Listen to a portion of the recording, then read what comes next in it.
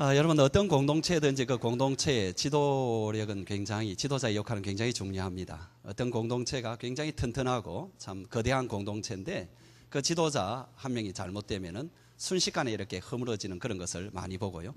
또 어떤 공동체는 굉장히 허약하고 문제가 많은 공동체인데 새로운 지도자가 한 명 들어옴으로써 그 공동체가 살고 변화되는 거 이런 일들이 참 많이 있습니다. 그런 것을 보여주는 아주 대표적인 역사적 하나의 사건이 있었는데 바로 미국의 독립전쟁 때에 있었던 일입니다. 이 전투는 사라토가 전투라고 불리는 것인데 이 전투를 통해서 사실은 이제 독립군의 이제 승리가 이렇게 확정이 되고 그쪽으로 가는 그런 아주 분수령이 된다 할까요? 하나의 기점이 되는 그 사건입니다. 1775년에 사라토가에서 있었던 이 전투인데 원래 이제 그 전투의 예상은 워낙 독립군이 숫자적으로라든지 특별히 물자적으로 굉장히 화약이라든지 이런 것들이 부족했고 심지어 얼마나 이제 이렇게 부족했느냐 하니까 쓸 수 있는 실탄이 거의 없는 이런 상황 가운데서 뭐 간단하게 말하면 이제 영국군이 이제 미 독립군을 완전히 그렇게 마지막 전멸시키는 그 직전에 있었던 그 사건이죠. 그런데 이제 그때의 부대장이었던 데니엘 모건이라는 이 부대장이 자기가 직접 이끄는 뉴햄프셔 주에서 직접 모집한 농부들로 모집한 그런 오합지졸이죠. 그런데 이제 그 부대 이름이 뭐냐 하니까 모건의 소총부대인데 이 소총부대에게 전날 밤에 아주 간단하면서도 중요한 하나의 전투령을 내립니다. 그 내용이 뭐냐 하니까 너희들은 6펜스의 돈을 벌기 위해서 지금 전쟁에 뛰고 있는 그 오합지졸에게 총알을 낭비하지 말아라. 오직 견장을 단 그놈들만 집중해서 사격해라. 총알을 아껴라. 오직 그들만 죽여라. 이 지령을 내립니다. 그리고 이제 전투가 시작이 되었습니다. 그리고 집중해서 이 모건의 소총부대는 그 지휘관들을 죽이기 시작합니다. 그리고 하루의 전투가 끝났을 때 영국군의 절반의 장교들이 죽고 말았습니다. 그리고 그 다음 날의 전투가 계속되었을 때는 끝났을 때는 거의 모든 장교들이 죽고 말았습니다. 그리고 난 뒤에 어마어마한 물자와 어마어마한 인원, 군인들은 남아있는데 결국은 영국이 백기를 들고 그로부터 이제 영국이 물러가기 시작하고 이제 미국이 이 독립의 기운을 완전히 이렇게 갖게 되는 거죠. 얼마나 이 지휘관이 중요합니까? 이 데니엘 모건이라는 이 지휘관도 중요하지만 또 영국군에 있어서는 그 지휘관들을 잃지 않아야 되는데 그것을 잃어버리고 나니까 오합지졸이 되어버리는 거죠. 여러분 어느 공동체의 승패가 사실은 지도자에게 달려있는 건 사실이고 또 모든 개개인으로 볼 때에는 본인과 지도자의 관계 이것이 얼마나 중요한지 모릅니다. 지금 저와 여러분들이 계속 공부하고 있는 이 고린도 후서 이 본문은 교회의 목회자인 바울과 신도들, 이 평신도들 간의 아주 갈등, 불화 그 문제를 계속 다루고 있기 때문에 제가 이것을 가지고 설교하기가 여간 어렵지 않습니다. 이 내용을 이해하는 것이 어려운 것이 아니라 이 주제 자체가 굉장히 오해받기 쉬운 그런 주제이기 때문에 그렇죠. 그래도 어찌하겠습니까? 제가 지금 고린도후서를 쭉 해오는데 이 부분 딱 빠지고 넘어갈까요? 그럴 수는 없잖아요. 그런데 사실 이런 문제를 지금 우리가 다루는 것은 우리에게 굉장히 유익을 줍니다. 왜냐하니까 저와 여러분들 모두가 어느 부서이든 간에 어느 공동체이든지 간에 거기에서 어느 정도의 어떤 사람 같은 경우에는 지도자의 역할을 하고 있습니다. 또 어떤 경우에는 거기에서 하나의 그 어떤 멤버로서의 지도를 받고 있는 그런 어떤 역할을 하고 있습니다. 어떤 사람이고 간에 모든 일에서 딱 결정만 내리고 그런 사람은 있기야 있겠죠. 전혀 없지는 않지만 대부분은 그렇지 않습니다. 또 어떤 사람이고 간에 누구든지 계속 지도만 받는 그런 사람이 있는 것이 아닙니다. 여기에서 여러분 좀 지도자라는 의미, 이걸 이제 지도자라는 게 영어로 리더라 그렇게 하는데 리더십에 관한 정의를 여러분이 좀 새롭게 할 필요가 있습니다. 지도자 그렇게 하면은 무리가 한 10명 정도 있는데 그 중에 한 명이 제일 뛰어난 사람, 이 사람이 지도자다. 여러분 그 사람은 그냥 대장일 뿐입니다. 캡틴일 뿐입니다. 지도자의 정의는 그렇지 않습니다. 한 30명이 모여 있는데 그 중에 제일 뛰어난 1, 2, 3등 혹은 뭐 이렇게 계급장을 달고 있는 그 사람이 지도자다. 그게 아닙니다. 원래 이 리더십이라는 정의는 뭐냐 하니까 어떤 사람에게 자기가 가지고 있는 사상과 어떤 이런 것들에 대해서 영향을 줘가지고 그 사람이 자기가 원하는 그런 어떤 사상이라든지 그런 행동으로 돌아오도록 하는 그 영향을 주는 것을 리더십의 어떤 정의로 일반적으로 내립니다. 이게 이제 공동체 속에서 이야기할 때는 이제 일반적으로 흔히 말하는 지도자가 자기가 품고 있는 뜻을 모든 공동체의 구성원들에게 계속 이야기를 하고 격려를 하고, 그래서 그들이 그곳으로 이렇게 행동하도록, 그것을 같이 추구하도록 만들어가는 것, 이게 이제 지도력이죠. 그러니까 여러분들이 다 지도자는 것. 어떤 지도자냐니까 하나님 나라의 지도자는, 하나님 나라에 여러분은 가치를 가지고 있고 하나님 나라에 그 복음을 가지고 있고 그 사랑을 가지고 있습니다. 그리고 우리가 만나는 사람들에게 그들도 그 하나님 나라의 사랑과 그 복음으로 변화를 받고 은혜를 받고 새롭게 되기를 원하는 마음으로 여러분 살아가고 있습니다. 가정에서 그렇게 살아가고 있고 친구 속에서 그렇게 살아가고 있고 여러분 마음속에 그런 마음인들이 다 있습니다. 그러면 여러분들이 이미 지도자라는 것입니다. 하나님 나라의 지도자이고 새 언약의 일꾼이고, 그래서 우리는 이 문제를 다룰 때에 많이 우리에게 도움이 된다는 것입니다. 지도자가 어떤 사람이 진정한 지도자인지, 혹은 여러분 우리가 구성원이 된다 할지라도 어떤 구성원이 되는가 하는 것도 굉장히 중요하다는 것입니다. 더군다나 여러분 이 고린도후서 10장에서 13장까지의 전체의 내용은 뭐냐 하니까 교회 이야기.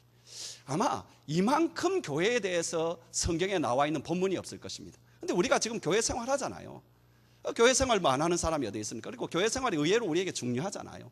근데 그 교회 생활의 핵심은 뭐냐 하니까 뭐 얼만큼 내가 활동하고 이거보다도 관계입니다.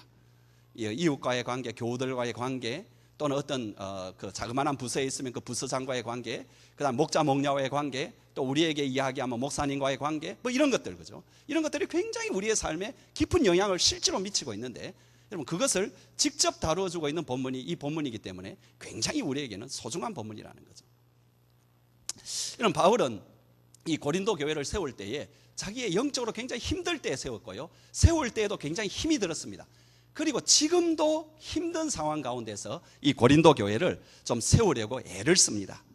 그래서 이제 그들의 믿음을 바로 세워주고, 특별히 교회를 이제 교회 속에서 어떤 역할을 잘하게 하고 교회의 질서가 있게 하고, 이런 것들이 굉장히 중요하기 때문에 그 어느 서신에서보다도 고린도에게 보낸 그 서신서에는 아주 교회 생활에 관한 아주 많은 진리들이 가득 있습니다. 여러분 교회 생활을 어떻게 하려고 하면은 고린도 전후서를 봐야 됩니다. 왜냐하니까 여기에는 교회 생활에 대해서 처음부터 끝까지 계속해서 말을 하고 있기 때문에 그래요. 그래서 거기에서 나오는 게 뭐냐 하니까 교회란 뭐냐? 십자가 공동체다. 그리고 교회는 뭐냐? 그리스도의 몸이다. 더 나아가서 교회 안에서 각 사람들은 어떻게 활동하느냐? 성령님께서 은사를 주셔서 활동하게 된다. 그 다음에 교회의 질서를 지켜야 된다. 그 다음에 또 어떤 것이 있어요? 교회 안에서 있을, 여러분 잘 아는 고린도전서 13장도 그냥 사랑장이 아니고 교회 안에서 참 사랑장입니다. 이게 교회 안에서 어떤 사랑을 해야 되느냐? 인내하는 사랑을 해야 되고 무례하지 않는 사랑을 해야 되고, 이런 것들을 계속 이야기하고, 그러면서 마지막으로는 또 실질적인 문제도 다루고 있잖아요. 그죠? 그래서 우상 제물을 먹는 경우에는 우리가 어떻게 해야 되느냐? 무슨 송사가 일어나고 싸움이 일어났을 때는 어떻게 해야 되느냐?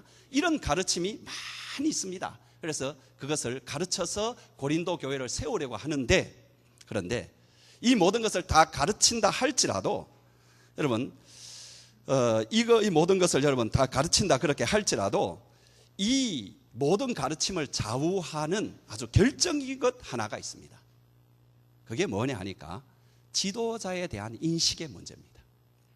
그러니까 지도자와의 관계, 바른 지도자관, 이런 것이 제대로 있지 않으면 이 모든 가르침이 의미가 없고 효력도 없다라는 것입니다. 실제로 그렇습니다. 여러분 기도도 많이 하고요, 성경도 많이 알고 있고, 봉사도 참 많이 하고, 경건의 모습도 가지고 있는데 다 좋습니다. 그런데 교회의 지도자, 교역자에 대해서 인식이 잘못된 사람은 여러분 신앙생활을 제대로 할 수가 없습니다.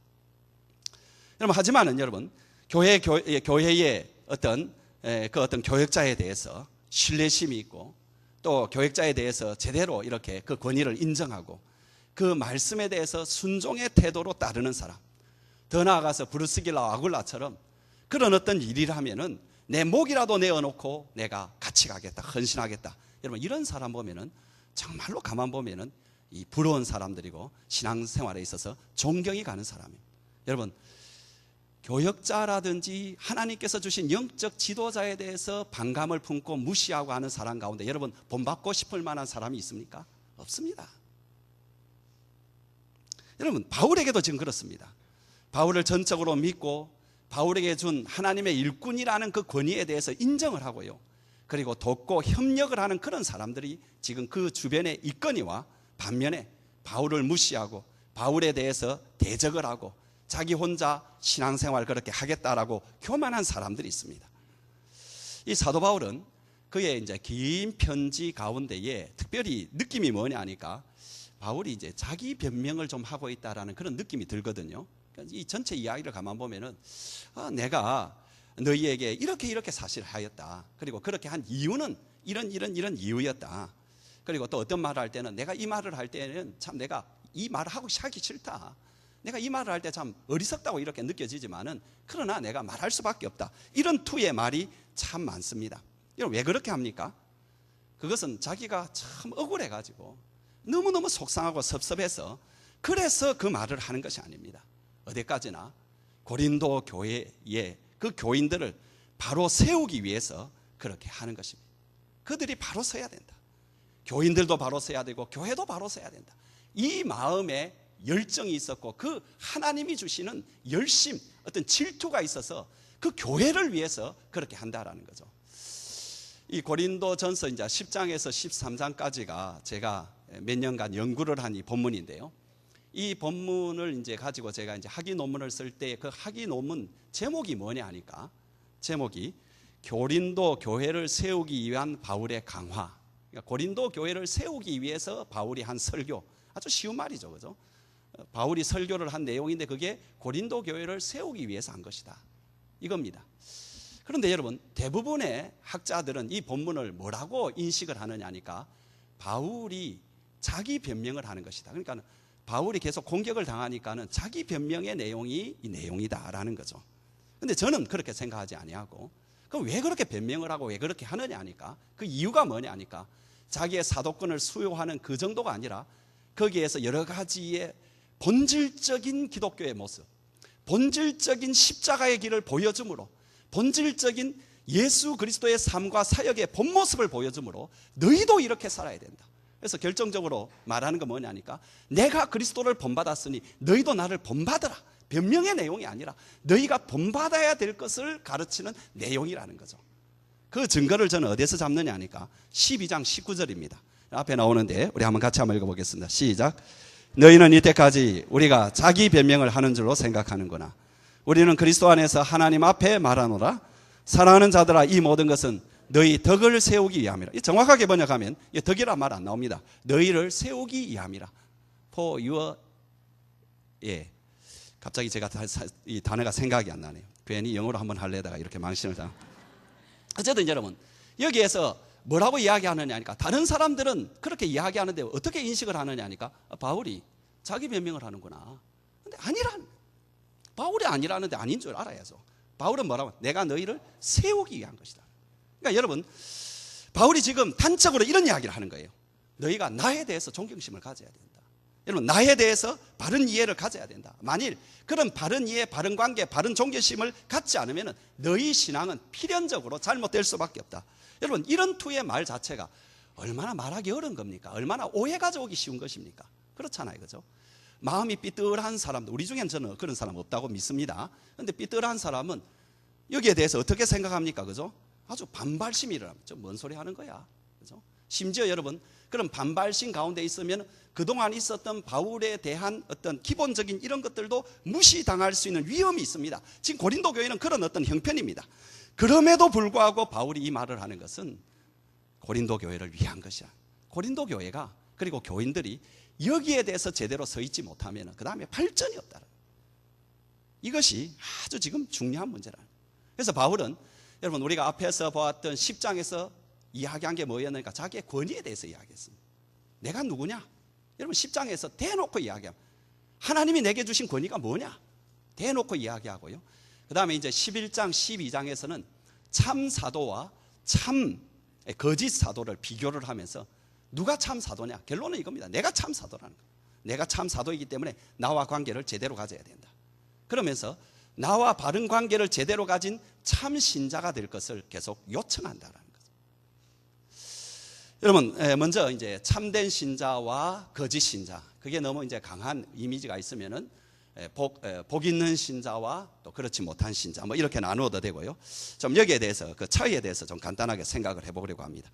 제가 이제 2013년도에 들어오면서 자꾸 이분법적으로 설교를 자꾸 하죠. 그죠? 복 있는 사람과 복 없는 사람. 또 뭐였습니까? 의인과 악인. 오늘은 여러분, 거짓 사도와 거짓 참 사도. 이게 주제입니다. 원주제입니다.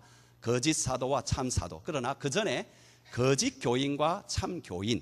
여기에 대해서 좀 생각을 해보는데, 그것은 여러분 사람을 이렇게 반으로 쫙 나누려고 하는 건 아니고, 그건 제가 할 수 없고요. 주님 앞에서는 분명히 그리 됩니다. 반 나누어집니다. 그런데 제가 이렇게 참과 거짓을 자꾸 구분하는 것은 우리의 삶이 거짓으로 행하면은 빨리 돌이켜서 참으로 걸어가라는 그런 어떤 방향을 제시하는 내용이죠. 저는 이것을 이제 이야기할 때 오늘 찬양대를 좀 빗대어서 이야기를 하겠습니다. 그래서 찬양대 여러분들이 오해 없으시기 바랍니다. 더군다나 요즘 여러분 우리 찬양대는 얼마나 좋습니까? 얼마나 은혜가 많은지 모릅니다. 요즘 참 은혜 많이 받죠, 여러분. 그죠? 우리 한 박수로 우리 찬양대 한번 격려하도록 하겠습니다. 여러분, 잘하는 찬양대에 세 가지 요건이 있죠. 첫 번째는 뭐냐 하니까 악보를 제대로 보는 것입니다. 그죠? 여러분, 악보를 무시하고 어떻게 누가 찬양대에 찬양이 제대로 되겠습니까? 이 악보라는 것은 텍스트입니다. 그래서 좋은 교인이 누구냐? 여러분, 성경을 봐야 됩니다. 성경을 보고요, 말씀을 봐야 됩니다. 여러분, 우리가 신앙생활하는 데 있어서 사람이 어느 때가 되면은 갑자기 그 사람의 신앙이 굉장히 싹 자랄 때가 있습니다. 어느 때인 줄 아세요? 눈에 보입니다. 대부분 그 경우는 어느 때냐 하니까 말씀에 자꾸 은혜를 받을 때입니다. 새벽기도 나와도 은혜를 받고 주일에도 은혜를 받고 말씀에 은혜를 받고 그러면서 개인적으로 성경을 보면서 은혜를 받을 때 그 사람은 틀림없이 아주 신앙이 이렇게 자라게 됩니다. 이렇게 여러분, 첫 번째로는 악보를 잘 봐야 돼요. 성경을 잘 보는 사람. 두 번째로는 여러분, 다른 사람의 소리를 들을 줄 알아야 되는, 이게 굉장히 중요합니다. 여러분, 잘 아는 음치가 누군지 아세요? 음치. 저는 음치였습니다. 그래서 항상 욕을 참 많이 들어먹었습니다. 근데 이제 음치라는 게 누구냐 하니까 그냥 이렇게 노래를 못 부르는 그 사람이 아니고 다른 사람의 소리를 듣지를 않는 사람이. 그러니까는 다른 사람은 요 음을 내는데 자기 혼자 이상한 음을 내는 거예요. 왜? 안 들으니까 그런 거예요. 그죠? 제가 이제 로테르담에 있는 그 사랑의 교회를 맡고 있을 때에 그때 그 성가대, 우리 교회 성가대도 참 좋지만 그 교회 성가대도 참 좋습니다. 그래서 거기에 가끔 오는 사람들이 로테르담 교회 와서 두 가지에 놀란다. 첫 번째로는 목사님의 설교가 너무너무 좋다. 동의하지 않습니까? 정말 그랬습니다. 두 번째는 뭐냐 하니까 성가대가 참 좋았다는 거예요. 성가대 참 좋았다. 성가대 참 잘했습니다. 그런데 그 지휘자가 1년에 8주간의 세미나를 합니다. 8주간의 교인들을, 그러니까 성가대를 데리고 이제 저녁, 이제 오후 예배를 마치고 이제 자기들끼리 남아가지고 저녁 먹을 때까지 이렇게 세미나를 하는데, 그 세미나를 할 때 이제 제가 첫날 이렇게 참석을 했는데 한 2시간 동안 어떤 훈련을 시키느냐 하니까 노래 못 부르게 하는, 계속 듣게 하는 거예요. 듣고 또 들으라 계속 들으라는 거예요. 그리고 난 뒤에 다 모았습니다. 이 사람 이리 듣고 이 사람 이리 듣고, 듣기만 했으면 듣기만. 그리고 옆에 사람이 노래 부르는 것에 대해서 들어봐라. 그걸 위해서, 그 훈련을 위해서 딱 2시간 정도 하더라고요. 참 신기하더라고요. 참 희한하다. 그런데 이제 딱 모았는데 착 하는데요, 얼마나 아름다운 곡이, 처음 노래하는 거, 얼마나 아름다운 곡이 나오는지 모릅니다. 그때 제가 깨달았습니다. 듣는 게 최고구나. 여러분, 어느 가정이 참 좋은 가정이 됩니까? 듣는 가정입니다. 자녀가 자식의 이야기를 들어주고 자식이 부모의 이야기를 귀하게 여기고, 그렇잖아요. 그죠? 여러분, 듣지 않는 사람이 있는 그런 가정마다 힘듭니다. 교회도 마찬가지죠. 자기의 의견이 맞을 수 있습니다. 다른 사람보다 뛰어날 수 있습니다. 그러나 뛰어나기 때문에 다른 사람의 의견을 듣지 않으면요, 자기의 말만 하면 그것은 공동체에 유익을 안 줍니다. 공동체를 더 해치게 돼 있습니다. 듣는 게 중요합니다. 제가 목장을 방문합니다. 목장을 이리 방문하면 좋은 목장이 있습니다. 참 다 좋지만은 그래도 참 좋은 목장이 있는데, 그 목장들의 특징이 뭐냐니까 정말 잘 듣는다는 거예요. 그런 데는 그냥 뭐 이래라 저래라 말할 필요가 없습니다. 저절로 참 잘하고 있습니다. 듣는 게 얼마나 중요한지 모릅니다. 들어야 됩니다. 두 번째, 이게 좋은 교회는 누구냐? 듣는 사람이에요. 듣는 사람. 세 번째는 여러분, 세 번째 좋은 합창단에 그게 뭐겠어요? 지휘자 봐야 되죠. 그죠? 지휘자. 여러분, 이 지휘자가 제일 싫어하는 거 두 가지 있죠. 하나는 연습 때 굉장히 늦게 오는 사람, 그죠? 두 번째로는 하고 있는데 안 쳐다보는 사람. 쳐다봐야 돼요. 이 하는 사람도 쳐다봐야 신이 나고요. 그렇게 눈이 맞아야 화음이 되는 거. 봐야 된다. 여러분, 교회 안에서도 그래서 여러분이 저를 쳐다봐야 됩니다. 여러분, 저 잘생겼잖아요. 그러니까 여러분 쳐다볼 수 있잖아요. 여러분, 목자 목녀들을 쳐다봐야 된다. 쳐다봐요. 제가 요즘에 목장에서 이제 칼럼을 읽으라는 이유도 그것입니다. 왜냐하니까 앞에서 나가서 함께하는 그 목사가 어떤 생각을 가지고 있고 어떤 목적을 가지고 어떤 비전을 가지고 있는지 그걸 우리가 칼럼을 통해서 계속 공유를 하는 거죠. 그래서 여러분들이 칼럼을 통해 가지고 그걸 공유해서 같이 나가자, 이런 의미입니다. 여러분, 세 가지입니다. 첫 번째 뭐였습니까, 여러분? 하나가 말씀, 그죠? 말씀의 은혜를 받아야 된다. 말씀대로 살려고 노력해야 된다. 두 번째가 뭐였습니까? 들어야 된다. 특별히 다른 사람의 이야기를 들어야 된다. 세 번째 뭡니까? 앞에 나가는, 그래서 그 사람을 쳐다보고 가야 된다. 이것을 여러분 잊지 마시기 바랍니다. 여러분, 그러면 그렇다고 해서 공동체의 문제가 다 해결이 되느냐? 그렇지는 않습니다. 문제는 뭐냐 하니까 그 지도자가 진짜냐 가짜냐, 이게 이제 문제가 되는 거죠.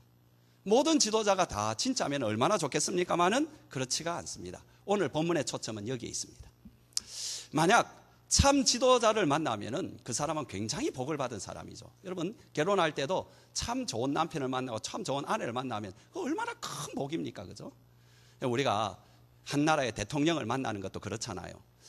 이번에 대통령을 여러분이 지지한 분도 있고 안 지지한 분도 있지만 이제 귀향 정해졌으니까 이 대통령이 그래도 좀 더 공정한 사회, 좀 더 정의로운 사회, 그러면서도 좀 더 이렇게 이 땅에 평화를 좀 가져올 수 있는 그런 어떤 지도자, 그러면서도 지금 여러 가지 난관 가운데서 이 나라를 조금 더 이렇게 진정한 번영으로 이끌어갈 수 있는 그런 지도자가 되도록 여러분이 기도해 주는 것은 저와 여러분이 해줄 의무입니다.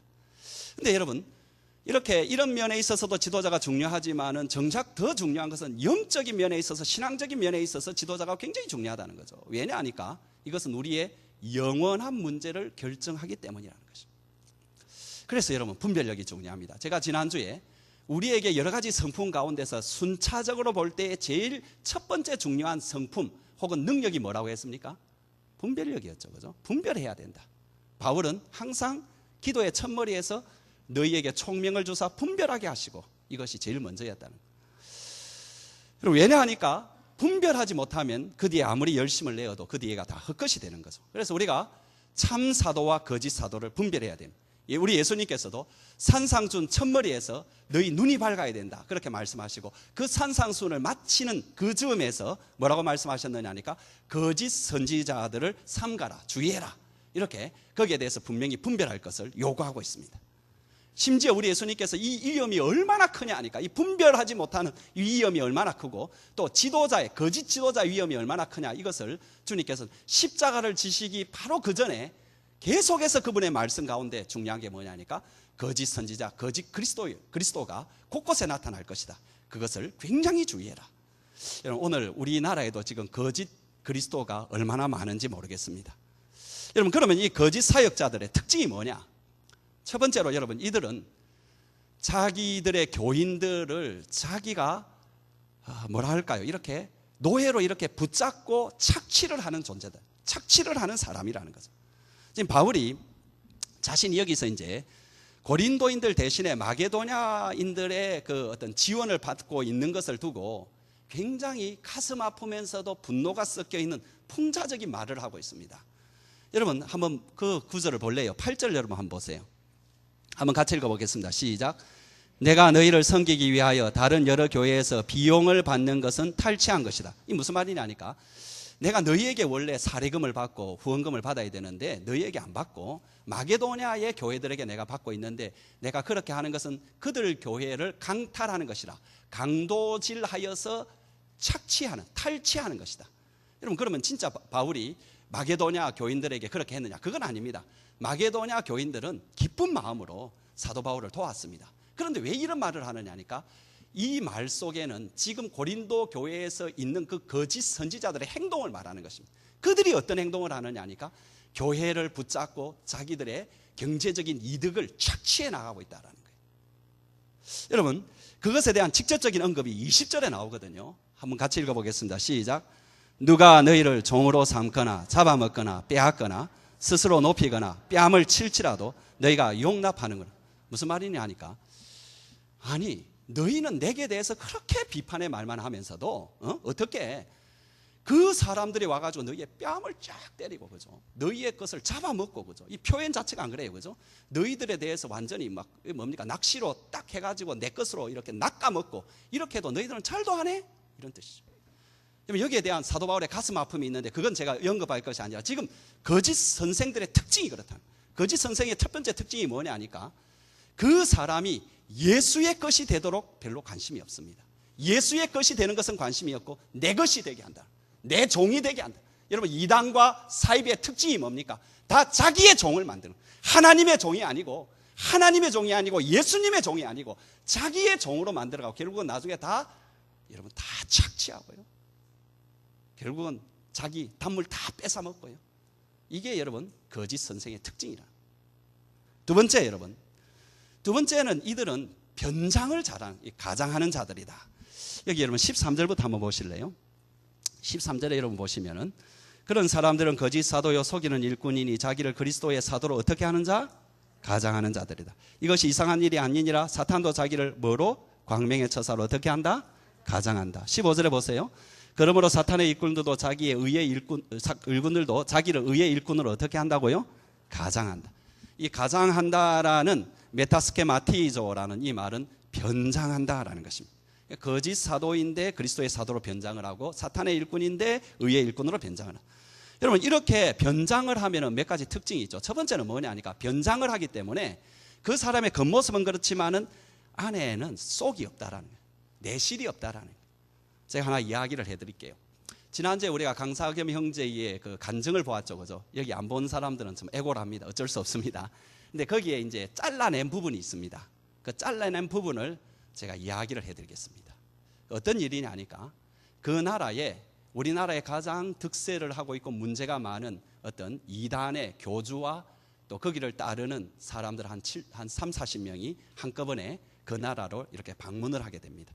그래서 거기에 있는 선교사들이 너무너무 긴장을 합니다. 왜냐 하니까, 뭐 그들에 의해서 넘어가는 그거보다도 그 사람들이 함부로 활동을 하게 되면은 비밀리에 하고 있었고, 당국도 알고 있었지만은 봐주고 있는 그런 선교 기지들이 낱낱이 이렇게 이제 파괴가 되기 때문에 그걸 이제 굉장히 좀 힘들어하고 있는 그런 상황 가운데에서, 어쨌든 하나님의 역사 가운데에서 또 이 친구가 또 하나님의 은혜로 이렇게 또 여러 가지 활동을 그렇게 해서 결국은 이제 들어오는 입국장에서 나머지의 30명은 입국을 시키고요, 그 다음에 그 지금 말하는 이단의 교주만은 딱 잡아버린 거예요. 입국 불가, 이렇게 판정이 어쨌든 그렇게 내려진 거예요.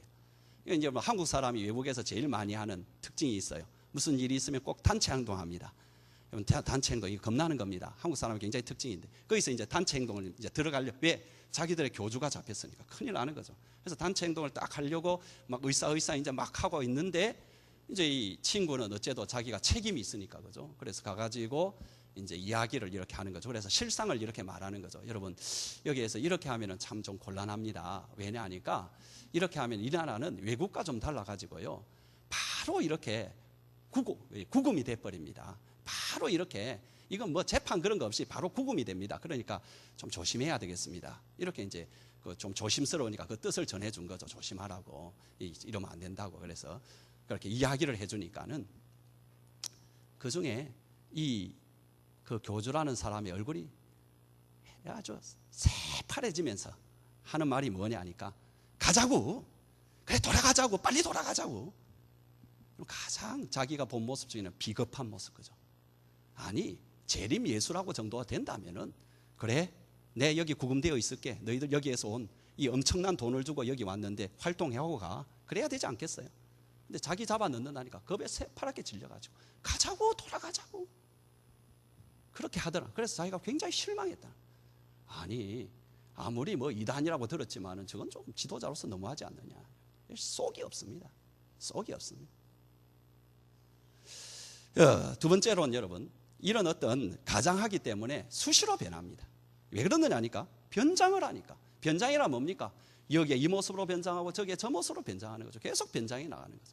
그러니까 여러분, 이단과의 어떤 논쟁이 왜 그렇게 힘드느냐 하니까, 교리적으로 여러분 굉장히 힘듭니다. 왜 그러느냐 하니까, 자기들이 원래 교리를 제대로 갖고 있지 못하기 때문에 그렇습니다. 여기에서는 이 말, 저기에서는 저 말, 이 사람에게는 이 말, 저 사람에게는 저 말 합니다. 그리고 심지어는 자기가 무슨 말 하는지도 모릅니다. 여러분, 자기가 무슨 말 하는지도 모르는 사람하고 싸워봤어요? 얼마나 답답하던가요? 여러분, 느끼는 것이 꼭 그겁니다. 자기가 무슨 말 하는지 모릅니다. 그냥 애운 대로, 가르쳐준 대로 한번 깊이 생각하지 못하고, 그 말이 무슨 의미인지, 어떤 것과 어떤 연관이 있는지 생각하지 않냐고 그냥 말하는 것입니다. 그러니까 여러분, 말이 안 통하는 거죠. 그래서 여러분, 이단과는 조심하라. 왜? 피곤하기 때문에. 더 나아가서 여러분, 이단은 때로는 아름답게 보일 수가 있습니다. 왜? 변장한. 요즘 여러분, 우리 여자들의 화장 수준이 거의 변장 수준이잖아요, 그죠? 그래서 남자들이 정신을 못 차리는데, 그래서 죄송합니다. 여러분, 거짓 교사들도 그와 같지 않은가요? 응? 광명의 천사로 보이는. 그러나 그 거짓에 여러분 빠진 사람들은 그게 그렇게 아름답게 보입니다.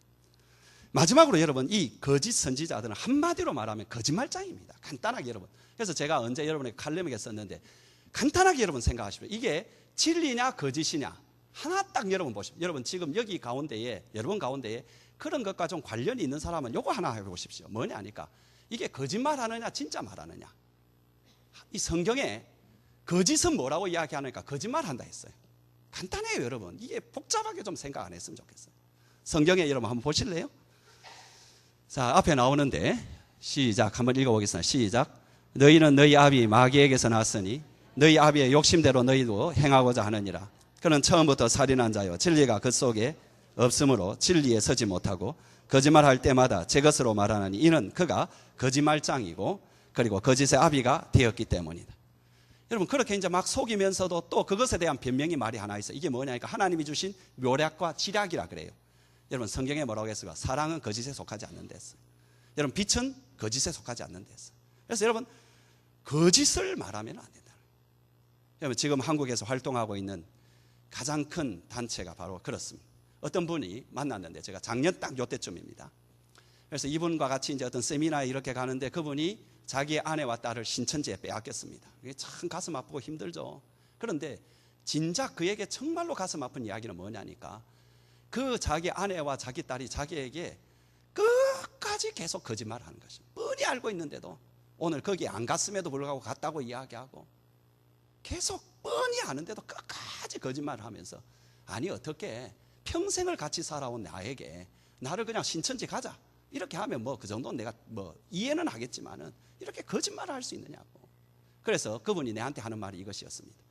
목사님 신천지는요, 숨 쉬는 것 외에는 거짓입니다. 숨 쉬는 것 외에는 다 거짓말입니다. 거짓으로 똘똘 뭉치니. 여러분, 이 본문에 대해서 바울의 이제 얽힌 전설이 하나 있는데요.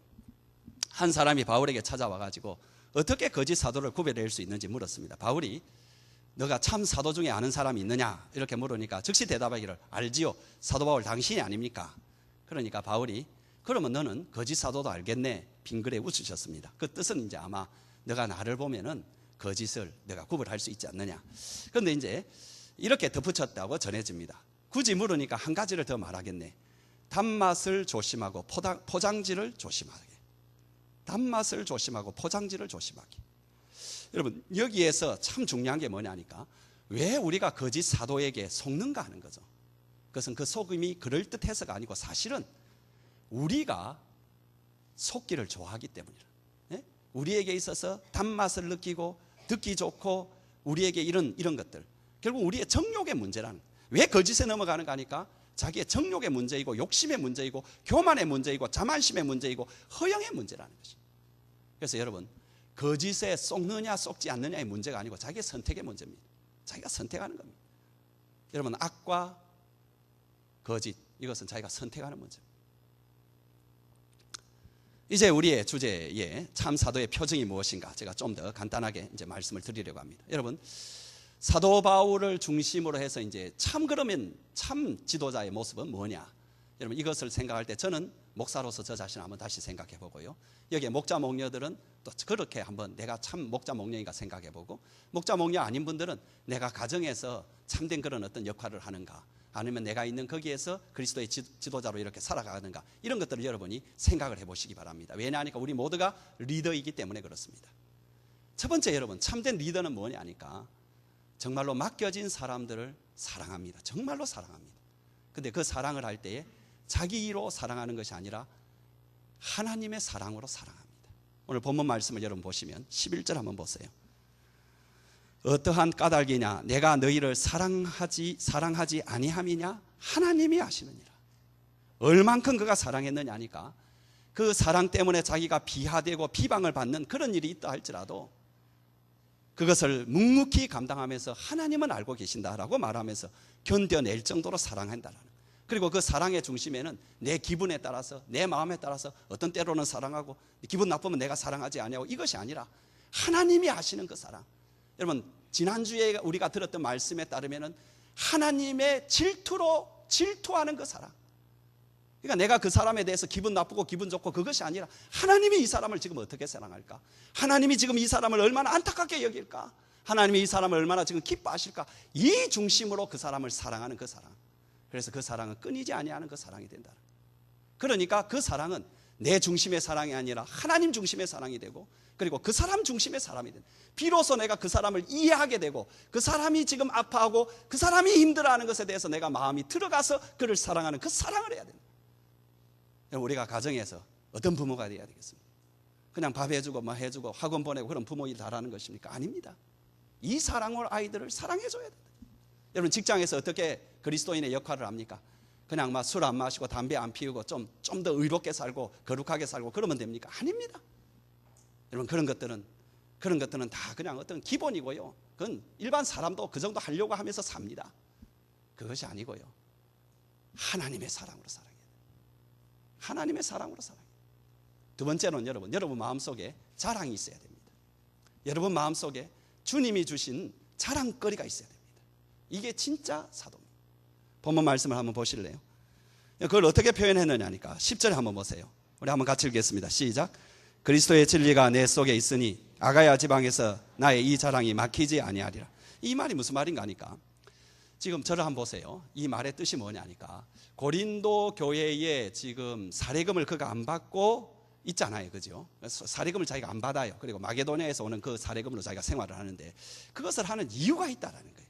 그 이유가 뭐냐니까 다른 이유가 아니고 그리스도께서 내게 주신 이유이고 그리스도 앞에 자랑할 만한 이유라는 게 이게 무슨 말이냐니까 자기가 복음을 위해서 사는데 그 복음을 위해서 사는 사람으로서 사례금을 받고 자기 생활비를 받는 것은 당연한 권리예요. 그런데 교회의 영적인 어떤 것을 보고 여러 가지를 볼 때에 자기가 힘들지만은 받지 아니하기로 작정을 한 것은 주님 앞에 주님 내가 받을 수 있는데도 내가 교회를 위해서 내가 안 받습니다라고 자랑거리로 내놓을 수 있는 거라는 거죠. 그게. 그래서 자기는 그 자랑거리는 막히지 아니한 자기에게 자랑거리가 있다. 자랑거리가. 여러분에게 자랑거리가 있습니까? 여러분 삶에 자랑거리가 있습니까? 하나님이 인정해 주시는 자랑. 하나님이 그래 너 이거 잘했어. 너 딴 거 몰라도 너 이거 진짜 잘했어. 그 칭찬이 여러분에게 있느냐는. 여러분 그것을 가지고 사는 사람이 진짜 신자입니다. 여러분 본문 여러분 보시면 그 앞에 10장 우리가 바로 10장 나오죠. 11장 우리 보고 있는데 10장 마지막 절에 여러분 17절 18절 우리 한번 같이 읽어보겠습니다. 시작. 자랑하는 자는 주 안에서 자랑할지니라. 옳다 인정함을 받는 자는 자기를 칭찬하는 자가 아니 오직 주께서 칭찬하시는 자. 여러분 이 자랑이 있어요. 그럼 세 번째 이 사람은 어떻게 되느냐 하니까 중간에 포기하지 않는다라는 거예요. 절대로 포기하지 않아요. 왜? 주님이 주신 자랑거리니까. 왜 포기하겠어요? 하나님이 인정해 주시는 건데. 그래서 여러분 본문 한번 보실래요? 여러분 11장 12절 한번 보세요. 앞에 부분 우리 한번 같이 읽어보겠습니다. 시작. 나는 내가 해온 그대로 앞으로도 할 것이다. 그러니까 자기 이 문제 때문에 얼마나 욕 많이 들어먹고 있습니까? 얼마나 가슴 아픈 이야기 많이 듣고 있는데도 그는 뭐라고 말합니까? 내 끝까지 이거 할 거다. 여러분 끝까지 하는 사람들이 이제 대부분은 그죠? 이런 태도입니다. 너 해봐, 나를 갈봐봐. 그래 한번 해보자. 누가 이기나 해보자. 이게 아니라는 겁니다. 지금 아니고 어려움과 고난과 눈물이 있지만은 하나님께서 나에게 주신 자랑거리가 있기 때문에 포기하지 아니하고 그 길을 계속 갈 것이다. 여러분 그렇게 되면은 결과는 어떻게 되느냐? 이 모든 결과는 어떻게 되느냐? 15절 제일 마지막 우리 한번 부분 보겠습니다. 15절 전체를 한번 읽어볼까요? 시작. 그러므로 사탄의 일꾼들도 자기를 의의 일꾼으로 가장하는 것이 또한 대단한 일이 아니니라. 그들의 마지막은 그 행위대로 되리라. 아멘입니까? 세 가지가 그대로 됩니다. 첫 번째로는 여러분 그 행위가 드러납니다. 그대로. 두 번째로는 그 행위의 결과가 그대로 드러납니다. 세 번째로는 거기에 대한 심판이 그대로 드러납니다. 첫 번째로 여러분 그 행위가 만천하에 꼭 드러납니다. 다 뭐 속이고 눈 넘어가서 잘 넘어갔겠지 여러분 이래도 여러분 그 행위와 그 행위를 한 그 어떤 경위 또 그 행위를 한 동기 그런 방법 이런 게 다 드러납니다. 여러분 예수님께서 이 하도 위선을 잘하고 위장을 잘하는 바리새인들에 대해서 어떤 경고를 하지는 아세요? 한번 여기 누가복음 12장 2절 3절 나오는데 한번 같이 읽어보겠습니다. 감추인 것이 드러나지 않을 것이었고 숨긴 것이 알려지지 않을 것이 없나니 이러므로 너희가 어두운 데서 말한 모든 것이 광명한 데서 들리고 너희가 골방에서 귀에 대고 말한 것이 지붕 위에 전파되게 될 것이다. 여러분 추한 행위는 다 나중에 추하게 드러납니다. 우리가 그래도 애를 쓰고 거룩하게 살려고 한 건 나중에 다 그렇게 드러나요. 그러니까 여러분 너무 조급해하지 마세요. 여러분 너무 억울해하지 마세요. 이건 다 그대로 드러납니다. 두 번째는 여러분 그 결과가 드러납니다. 그것이 맺어지는 그 결과가 분명히 선악간에 구별되면서 드러납니다. 여러분 주님께서 거짓 선지자들을 주의할 것을 권면하시면서 마가복음 7장 15절 17절에 이렇게 말씀하셨는데 같이 읽어볼까요? 거짓 선지자들을 삼가라. 양의 옷을 입고 너희에게 나오나 속에는 노닥질하는 일이다. 그들의 열매로 그들을 알지니 가시나무에서 포도를 또는 엉겅퀴에서 무화과를 따겠느냐? 이와 같이 좋은 나무마다 아름다운 열매를 맺고 못된 나무는 나쁜 열매를 맺을 것이다. 그렇습니다. 시간은 걸립니다. 그런데 열매는 꼭 나타나면 기다리면 됩니다. 특별히 여러분 주를 위해서 그래도 내가 부족하지만은 애를 쓴 그것에는 꼭 인내하시기 바랍니다. 인내가 필요합니다. 갈라디아서 6장 9절 말씀 우리 한번 다시 볼까요? 우리가 선을 행하되 낙심하지 말지니 포기하지 아니하면 때가 이름에 거두리라. 아멘입니까? 여러분 하고 있으면 꼭. 그런데 한 사람에게는 열매가 안 나옵니다. 포기하는 사람 할 수 없습니다. 포기한 사람 안 나옵니다. 포기하지 마세요. 마지막으로는 여러분 그 행위에 따라서 심판을 꼭 받게 됩니다. 그것은 이 땅에서 일어나는 게 아니라 영원한 심판을 받게 되는데 고린도후서 5장 10절 이미 우리가 한번 훑었던 말씀인데 다시 한번 볼까요? 시작. 이는 우리가 다 반드시 그리스도의 심판대 앞에 나타나게 되어 각각 선악간에 그 몸으로 행한 것을 따라 받으려 함이라. 이 원어로 여기 심판대란 말은 이게 베마라는 것으로 불리는 것인데 이게 여러분 거짓 선지자들이나 거짓 교인들 거짓 악인들에게는 영원한 형벌을 받는 심판대를 의미하고요. 그리고 참 선지자들, 참 교사들, 참 주의 성도들에게는 영원한 상급을 받는 시상대 두 가지 다 뜻을 다 가지고 있는 것입니다. 이것을 의미합니다. 특별히 주님을 위해서 사는 사람들에게 바울은 고린도전서 15장 58절에서 이렇게 권면을 하고 있습니다. 이 위대한 말씀 고린도전서를 총괄하는 이 구절이 여러분 고린도전서 전체 해석에서 이 구절이 페로라찌오라 불러가지고요 최고 중요한 구절입니다. 이 구절이 고린도전서 중에서 보통 그렇게 이제 그 수사학적으로 볼 때 그렇게 합니다. 우리 한번 같이 읽어보겠습니다. 시작. 그러므로 내 사랑하는 형제들아 견실하며 흔들리지 말고 항상 주의 일에 더욱 힘쓰는 자들이 되라. 이는 너희 수고가 주 안에서 헛되지 않은 줄 알미니라. 여기에서 너희 수고가 헛되지 않는다는 것은 이 땅에서 일어날 일을 말하는 게 아닙니다. 이 전체가 여러분 잘 아는 대로 부활장입니다. 부활장. 우리가 부활할 때 일어나는 이야기를 하고 있는 중입니다. 그러면서 하는 말이 뭐냐니까 너희가 수고하고 애를 쓰면 그 영원한 심판의 날에 너희의 그 수고가 결코 헛되지 않을 것이다. 이런 약속의 말씀입니다. 이 말씀을 마치겠습니다. 오늘 좀 설교가 좀 길었습니다. 여러분 제가 우리 목자 목녀들이 애를 쓰고 있는 것을 보고 또 교회에서 막 수요일에 와서 반주도 하고 특별히 여러분 방송실에 고생하는 우리 자매들 또 아침에 주일학교 이렇게 애를 쓰는 사람들 막 우리 권사님들 이런 분들을 볼 때에 제가 참 마음속에 이런 말로 격려를 하고 싶어요. 뭐라고 하느냐 하니까 당신의 그 섬김이 천국에서 참 이렇게 상급이 클 것입니다. 그 상급을 쌓아놓고 있습니다. 근데 이제 제가 그 말을 잘 안 하는 것은 괜히 그 말 했다가 내 상급이 이제 충분히 쌓아놨으니까 이제 좀 놀자 뭐 이런 소리 할까봐 제가 별 말을 하지 않습니다. 여러분 제가 해드린 사막에서 난장이 동화 기억나실지 모르겠어요. 어떤 사람이 말을 타고 사막을 이렇게 다그닥 가고 있는데 저녁 해질 무렵에 갑자기 노을 속에 한 난장이가 나타납니다. 그리고 그 사람에게 이렇게 말합니다. 당신이 오늘 밤에 이 사막을 계속해서 갈 때에 어느 순간이 되면은 밑에 자갈밭을 지나게 될 것이다. 그 자갈을 당신이 주워 담아라. 주워 담을 수 있는 대로 주워 담아라. 그러면 아침에 해가 뜰 때쯤 되면은 당신에게 큰 기쁨이 있을 것이다. 하지만 큰 안타까움도 있을 것이다. 큰 슬픔도 있을 것이다. 이렇게 이제 예언을 하고 이렇게 난장이가 싹 없어져 버리는 거예요.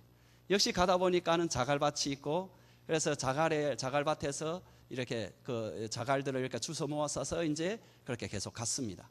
아침에 해가 떠오릅니다. 그래서 자기가 밤새 주었던 그 자갈이 무언가 딱 꺼내 보니까 황금 덩어리였습니다. 그래서 너무너무 기뻤습니다. 이야, 한편으로 너무너무 슬펐습니다. 하나라도 더 가져올 걸. 천국에서 우리와 이와 같지 않을까요? 우리 같이 죄인이고 악한 자들인데, 그죠? 우리가 뭔데, 그죠? 뭔데 주께서 우리를 구원해서 당신의 그 거룩한 나라에 우리로 이르게 하셨는지. 그러나 여러분, 거기에 뭐 성경에는 물론 슬픔이 없다고 했지만은 제가 풍자적으로 이야기하면 안타까움이 있을 겁니다. 슬픔이 있었을 겁니다. 내가 왜 이 땅에서 그 상급을 마련할 그 기회를 한 번 더 내가 이렇게 놓치고 그렇게 살았는가? 여러분이 어떻게 사는가 하는 것은 영원한 천국의 상급을 결정할 뿐만 아니라 여기에서의 삶도 결정하는 아주 위대한 것입니다. 여러분 모두가 진정으로 지혜로운 주의 일꾼이 되기를 주의 이름으로 축원합니다.